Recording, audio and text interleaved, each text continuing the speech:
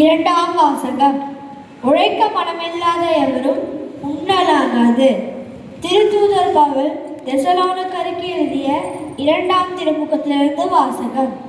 அதிகாரம் 3, இறைவசனங்கள் 7 முதல் 12 வரை. சகோதர சகோதரிகளே, எங்களைப் போல் ஒழுகுவது எப்படி என்பது உங்களுக்கே தெரியும். ஏனெனில் உங்களிடையே இருந்தபோது நாங்கள் சோம்பி தீரவில்லை. எவரிடமும் நாங்கள் இலவசமாக உணவருந்தவில்லை. மாறாக உங்களுள் எவருக்கு சுமையாய் இராதபடி ராப்பகலாய் பாடுபட்டு உழைத்தோம். எங்களுக்கு வேண்டியதை பெற உரிமை இல்லை என்பதால் அல்ல, மாறாக நீங்களும் எங்களைப் போல நடப்பதற்காக உங்களுக்கு முன்மாதிரி காட்டவே இவ்வாறு செய்தோம்.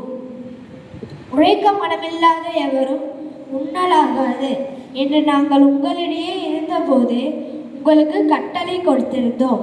உங்களுள் சிலர் எந்த வேலையும் செய்யாமல் சோம்பேறிகளாக சுற்றி திரிந்து பிறர் வேலையில் தலையிடுவதாக கேள்விப்படுகிறோம்.